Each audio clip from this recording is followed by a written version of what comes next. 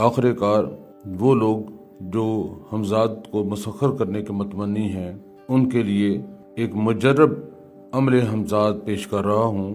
یہ مجرب میں نے اس لیے کہا ہے کہ اس کا تجربہ میں خود کر چکا ہوا ہوں اور اس کے نتائج حاصل کر چکا ہوا ہوں جو مثبت تھے۔ اس کے اوپر بعد میں بات کریں گے کہ جو میں نے حاصل کیا وہ کتنی دیر کے لیے لیا اور اس سے میں نے کوئی کام لیے یا نہیں۔ ابھی فی الحال میں وہ عمل آپ کی خدمت میں پیش کر رہا ہوں۔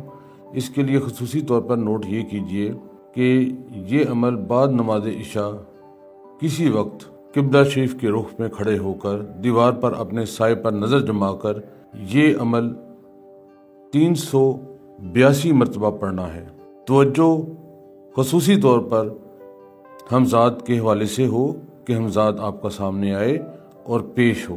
اپنے پیچھے مٹی کا بنا ہوا چراغ خوشبودار تیل سرسوں کا لے کر اس میں ڈال کر روشن کر دیں۔ یہ عمل صرف 3 دن کا عمل ہے۔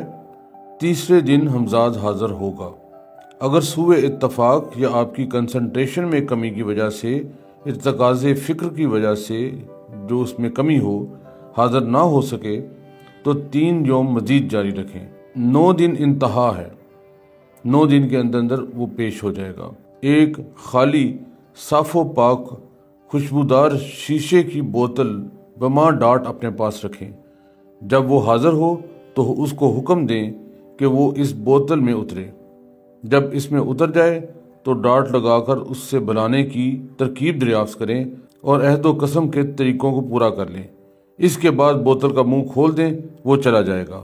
اب چونکہ یہ ہمارا اس حصے میں آخری پروگرام ہو سکتا ہے کہ ہو، تو میں وہ عمل بتانے سے پہلے آپ کو دوبارہ تیار کر رہا ہوں کہ جو ہمزاد کے حاضر ہونے کے بعد عامل اور ہمزاد کے درمیان جو مذاکرہ ہوگا وہ کس نوعیت کا ہوگا اور اس میں آپ نے کیا چیزیں پیش نظر رکھنی ہیں۔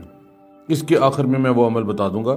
بعد اختتام عمل ہمزاد کے ظاہر ہونے پر اس کے اور عامل کے درمیان عموماً حسب ذیل بات چیت ہوا کرتی ہے۔ ہمزاد کہے گا، آپ نے مجھے کیوں بلایا ہے؟ عامل، میں تجھے مسخر کرنا چاہتا ہوں۔ ہمزاد، مجھے مسخر کر کے آپ کو کیا فائدہ ہوگا؟ عامل، میں اپنے کاموں اور زندگی کے جملہ مقاصد میں تمہاری مدد و معاونت اور مشورہ لیا کروں گا۔ اب ہمزاد اپنی شرائط پیش کرے گا۔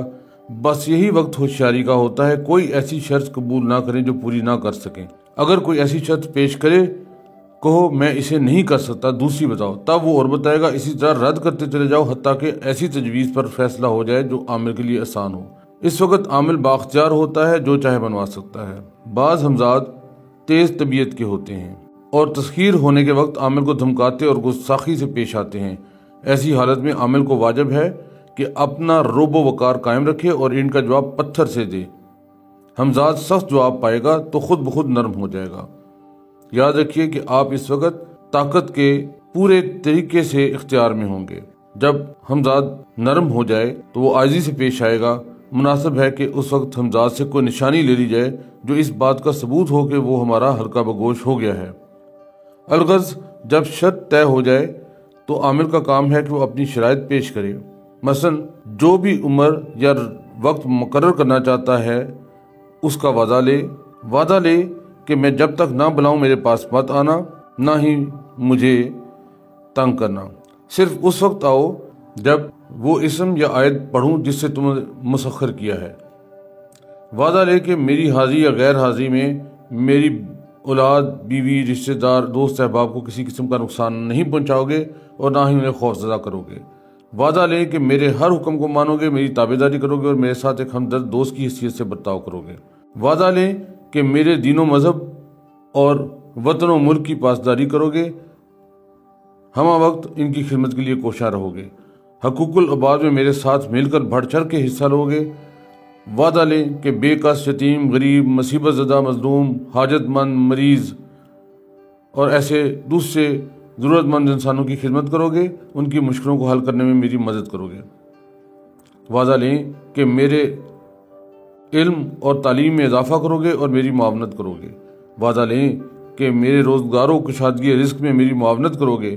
وعدہ لیں کہ میری مفلسی اور تنگی کو دور کرو گے اور خدا کی راہ میں صدقہ و خیرات دینے میں فراغ دلی کا مظاہرہ کرو گے۔ وعدہ لیں کہ وہ مجھے میری مصیبتوں اور مشکلوں سے بر وقت آگاہ کرے گا اور ان کا مدبر آسان اور سہل حل تلاش کرنے میں مدد دے گا۔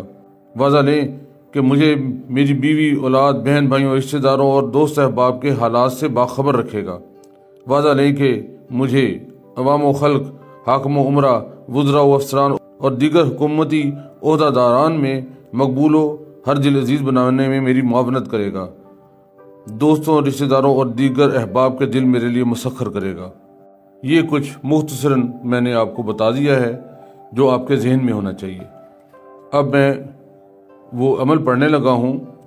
وہ لوگ جو طلبگار ہیں ان سے درخواست ہے کہ وہ کومنٹس میں آ کر اپنا مدعا بیان کریں اور میں ان کو یہ عمل لکھا ہوا بھجوا دوں گا۔ تو شروع کرتے ہیں۔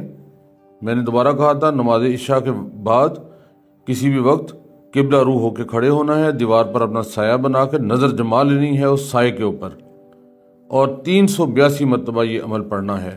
اور اس سے پہلے اپنا حصار جو میں نے کل کے نشست میں بتایا تھا، اس حصار کو ضرور آپ نے روبہ عمل لے آنا ہے۔ تو عمل ہے جو پڑھنا ہے: عزمت علیکم یا معشر الجن والانس والارواح بحق حضرت سلیمان علیہ السلام بن داؤد علیہ السلام، احذروا یا قوم حمزاد حاضر شو بحق یا حی یا قیوم برحمتک یا ارحم الراحمین۔ یہ ہے وہ عمل جو آپ نے پڑھنا ہے 382 دفعہ 3 دن، اور 3 دن میں اگر وہ نہ آئے تو 3 دن بڑھانا ہے، اور میکسیمم 9 دن آپ نے جاری رکھنا ہے۔ اگر آپ نے صحیح طریقے سے پڑھا اور اس کے تمام تقاضے پورے کیے تو انشاءاللہ تعالی آپ اپنے مقصد میں کامیاب ہوں گے۔ اللہ تعالی ہم سب کا حامی و ناصر ہو۔ خدا حافظ۔